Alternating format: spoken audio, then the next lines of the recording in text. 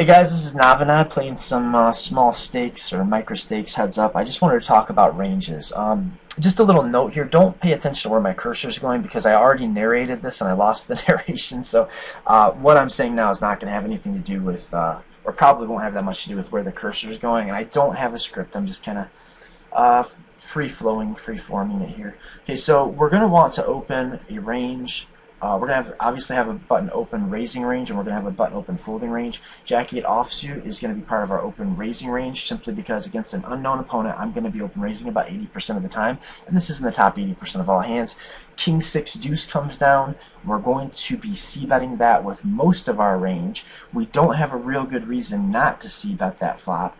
King 6-2 hits our range harder than it hits our opponent's range because we're going to have all of our kings in our range. Our opponent won't have all of his kings in his because he would have 3-bet the best and maybe folded like his King 2 offsuit type hands, maybe.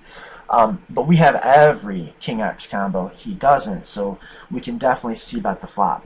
When the turn comes out after he check calls, our range is a little bit more polarized. His is a little bit more value merged, meaning he's going to have things like 6x and 2x, and we're going to have more value hands or air. And the question becomes, can we profitably bluff the turn? And I think the answer is no. And also, we're going to have so many hands that are better for barreling the turn. There's no reason for us to use Jack 8 to barrel the turn. Once we were at the turn, all we had was 2 overcards to second pair. We're going to get there with 2 hearts. We're going to get there with like a 4 plus an overcard, which gives us open-ended straight draw and an overcard. And then when the river hits, the game is up. We know that villain has like probably exactly a 6 or a 2. There's just not much we can do about it. I mean, we could have like overbet the pot, but just not necessary. A7 offsuit, I think a lot of players would 3-bet, and I think a lot of players would be incorrect in doing so. We want to have ace X's in our flat calling range. The reason is if we don't, then every time an ace hits the flop, our opponent is going to win that pot, if they're paying attention, right? So if we're sometimes going to flat call with an ace and another card, the a7 makes a pretty good flat call. And it's for this spot exactly. We know he's going to c-bet here. So he's c-betting almost his entire range. We're very near the top of our flat calling range compared to the flop. So we can't fold. The question just becomes, if we re-raise, is he going to call with worse? And if we check call, are we going to induce bluffs? It's just an EV calculation based on that, but definitely we're not folding. And now we get to the turn. We've got a straight draw and top pair, so we're certainly not folding here. We have at least the 7 hearts, which is a draw blocker. It doesn't come too much into play. But yeah, I think check calling is super standard. Now, this is a tough spot. If villain bets again, we'll probably have to fold depending on the bet size. And luckily, he checks back and we're able to take down a pretty nice pot. And then I looked to see what he had, which you should always do. And I was not privy to that information because Bovada sometimes sucks. So we open raise a6 offsuit, he folds. End of convo. Next hand. King 6 offsuit. We're going to be defending about half of our range against an open raise, and King 6 offsuit is just obviously in the top half, but it's not nearly powerful enough to 3-bet for value. We check, he checks back, so he usually is going to have a 7 or an 8 here, or like an ace high, or maybe on occasion a weak king. We are near the top of the range of hands that we'll have when the flop and turn comes out with this board after we flat call pre-flop, so we have every incentive to bet here. We do believe he's going to have a good number of second best hands that can and will give action, and we're not going to have a ton of better hands in our range to do this with. And same argument. I'm expecting he's going to fold a high percent of the time because he's going to have like ace X and he's going to have like pocket 5s and hands like that in his range, but we'll get looked up by enough second best hands if we bet, like half pot, something like that. We could probably increase the number of calls we get by reducing the bet size, but I think he's going to have probably enough hands like an ace-jack that checked back or an 8 that gets sticky that I think betting half pot is going to be fine. Plus, if you start mixing up your bet sizing too much, then you open yourself to being exploited. And I find that it causes a lot of problems with like leveling. If I'm playing against a player that I really don't think is paying any attention, then I will definitely choose the best bet size, the most appropriate bet size for exactly the exploitative job that I'm trying to get done. But when we're playing against most players, I think you can use the best bet size for the job without ever being without ever drawing attention to it. If you just stick between 1/2 and one full pot size bet, so I don't usually deviate too much from that against an unknown without history. Okay, so we open Queen 3 offsuit because it's in the top 80% of hands. When we get 3-bet, it's a pretty easy decision to just fold it. We're going to have a lot better hands in our range that open raises the button than Queen 3 offsuit to defend with. This might be a little bit outside the grasp of this video, but I will add, and there's going to be other things to consider, but moreover, when you open raise or, well, at any point in any situation when you're playing no limit hold'em, when you encounter aggression, you've got to defend the percent of your range that gets to whatever spot you're in that is equal to or greater than the pot odds you are being offered to not be exploited. Now, in this spot, we open raise and he donks out on a board that I think it makes sense for him to donk out on. I think it makes sense for him to do this with his draws and with his value hands because we're going to be checking back a lot here. We had a hand we would have checked back. And even though in absolute hand strength we probably were getting the right price to call and we probably were folding the best hand too often, more often than we should based on the pot odds, that's going to be because you have to consider future streets also. We were in a situation where we were either mildly ahead or way behind. It was going to be very difficult for us to get that pair of threes to showdown. So putting money in there would have been kind of like setting fire to it. So when we're talking about defending a certain percent of our range, it doesn't necessarily mean that you have to defend the percent of your range that is objectively the strongest. It means that you need to defend with the percent of your range that makes the most sense to defend with. So it's going to be like you're going to take into consideration things like equity when you're behind, equity when you're ahead, blockers to his combos that would be bluffing, blockers to his combos that would be value betting. But in general, you just need to think about, well, you need to think about what your range looks like, what your opponent's range looks like, and you have to take into consideration not only the percent of hands that you want to defend with, whether or not your hand falls in it, but you also need to look at future streets and future action and think ahead. And I think a lot of times the player that thinks the most steps ahead and does so intelligently is going to have the biggest edge. And here, I kind of got lost in hand here. I think in the original narration I was describing that this would be a spot on this flop where we can decide to either just bet our entire range here or have a check back range. And if we're going to have a check back range on ace jack 6, then obviously this is the type of hand that we would want to check back. So the only question becomes then, do we want to have a check back range on ace jack 6 two-tone as pre-flop raiser? And I think against strong opponents, it's more of a consideration, but against weaker opponents, definitely. We definitely want to at least somewhat polarize our c-bet range. And if we're polarizing our c-bet range, it means we're checking back mediocre hands that have showdown value, especially ones that can bluff catch at least, or maybe specifically hands that will be able to at least bluff catch one street. Very standard so far. It's interesting that he didn't c-bet this flop. And I think he's going to have like an 8 an awful lot of the time. So when he folds here, I'm kind of surprised that he didn't c-bet the flop with his air. But it also means that you can use some inference here. You can infer, because he did not c-bet ace jack 8 with 2 clubs, that he is not c-betting a strictly polarized range. In other words, he's not c-betting all of his air and all of his value hands and then checking back all of his showdown value. He's probably got more of a linear, at least a little bit more linear c-betting range, and he's got a little less bluff-heavy c-bet range. Now that's, of course, assuming that he c-bets a normal percent of the time.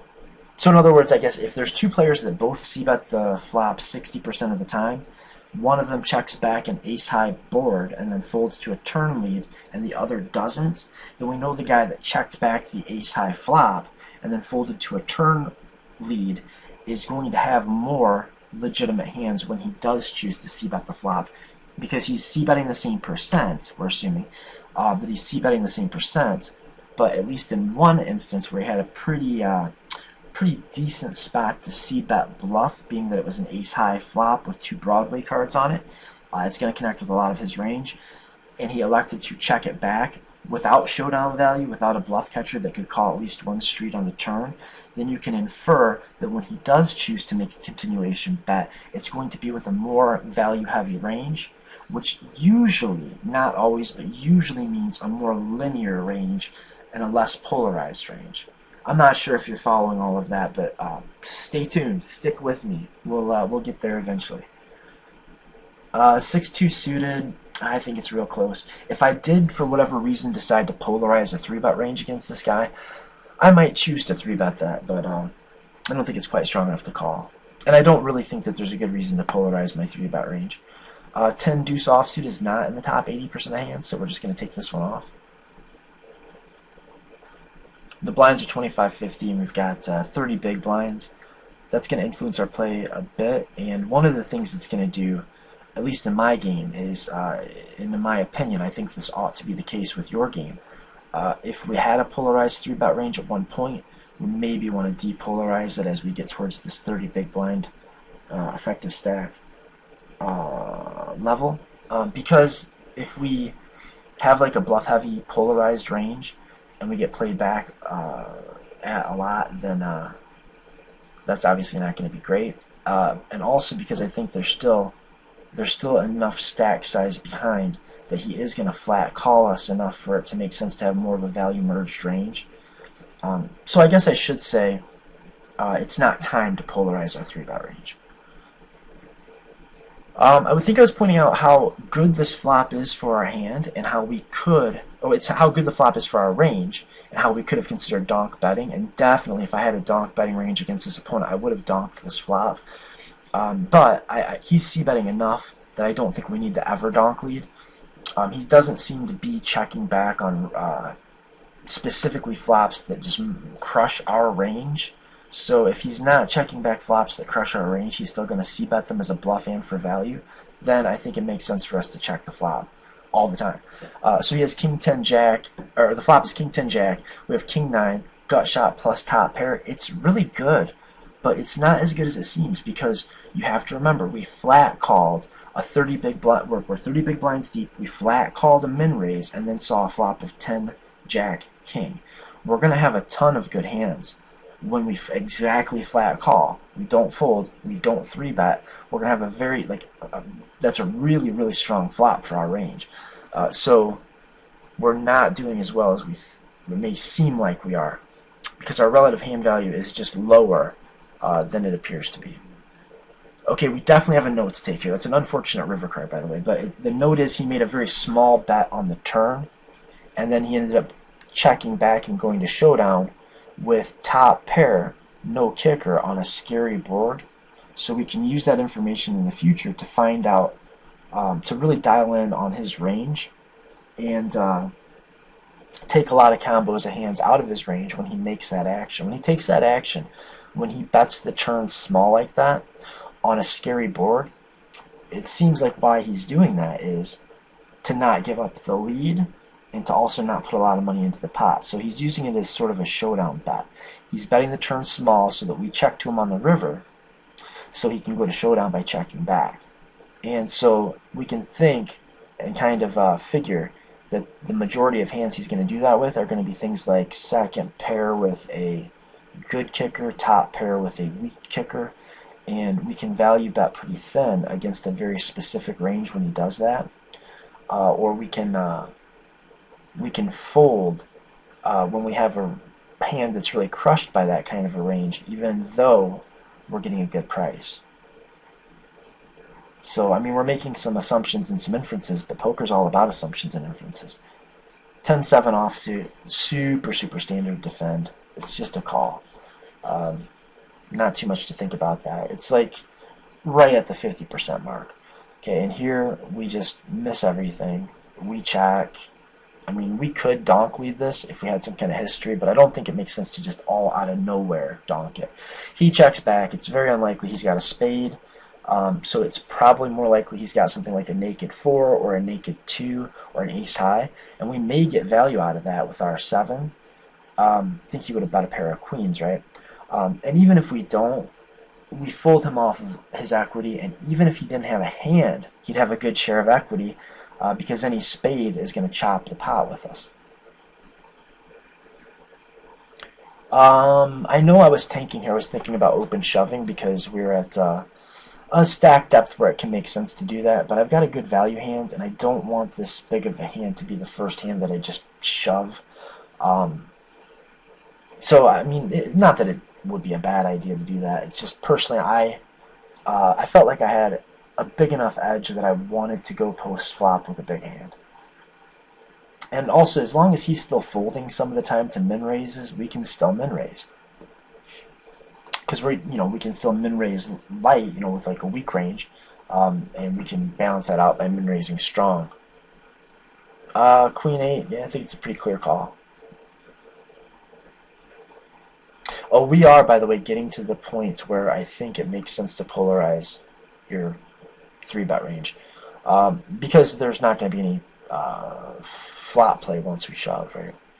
Okay, so here we are. We flat call, and the flop crushes our range, and it hits our hand pretty good. We can definitely lead here. I don't think it's a great idea to just start it now that we're at the end of the game or at the end of the match. We've obviously got our reasons and motives for not doing that. But once we bet this turn, if we see villain check back that flop and then fold on the turn from this point forward, I think it will start to make sense to start bluffing, using a donk bet bluff on flops that murder and really crush our range. Because it seems like he is just checking and just giving up, so he must be aware that it murders our range. And if he's aware that it murders our range, then we can bluff. Hopefully that's obvious enough. Ace-9 offsuit, I mean, we're down to like 10 big blinds. Just shove it, right? I mean, not much more to say about that. We're going to want some hands that fold. We're going to want some hands that ship it. And we may want some hands that limp, depending on our opponent. And I think we really don't have enough information yet to tell whether we want to open limp some of the time at 10 big blinds. But anyone who says that there's never an occasion to do that, I just think is really as close to absolutely wrong as one can be. I think, yeah, definitely this is a hand. If we're going to have a limping range against villain, this is the type of hand that we want to limp. What we don't want to do is we don't want to min raise this hand and then get shipped on and have to fold out all that equity. That'd be terrible. So by limping in, at least he's forced to commit a huge amount of chips to get this, to win this small pot. He had to put 925 chips in to win essentially a 200 chip pot. So we don't have to defend very often. We don't have to be calling with very many hand combos at all. We basically have to call at the tip top of our open limping range. And the tip top of our open limping range may look more like Jack 10 suited. But even then, we could probably make an exploitative fold if we didn't expect villain to be attacking our limps, or we could balance our limping range by adding in bigger hands. Like occasionally limping pocket aces, or just like limping all of our aces, except for exactly the ace of hearts and the ace of diamonds. And limping, maybe whenever we have 2 black kings, whatever. Just to get a good percent of limps that want to call it off when he jams. Now, if villain is not jamming a ton against our limps, then I think we just want to limp hands that are best suited to limp. But we do want to call it off at the very, very top of our limping range, which again may look something like Jack 10 suited.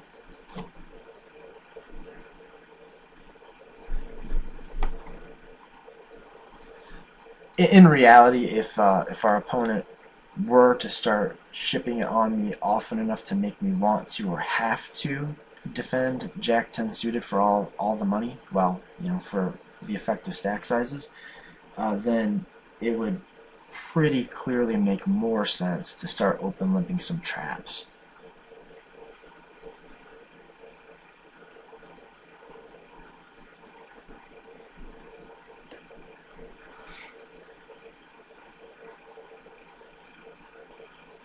Yeah, this is kind of interesting. Um, Hmm. I'm not sure what I was thinking in game or saying in the narration, but I think checking back does make the most sense. And now, if we're going to check back here, and then the top card pairs the board, we pretty well have to call. And I'm sure what I was thinking is the only hands I would be value betting against on the flop would have been draws, and probably draws would have shipped it and I'd have to fold anyway. So you're not really value betting if you can never get called by worse. And now we're in a gross spot where most of the time we're beat, we're getting pot odds, and we're at the top of our range. I mean, we're never getting here with a better hand than what we have right now.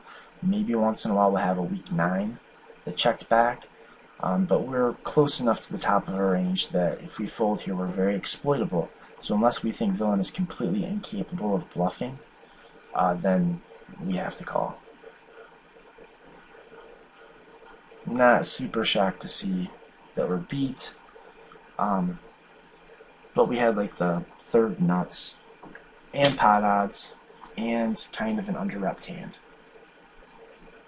Where certainly villain could have been bluffing with busted draws, and he could have put us on a busted draw, or well, understood that we had busted draws in our range, or thought we did. We wouldn't have, but he could definitely have thought that. This is just a cooler spot.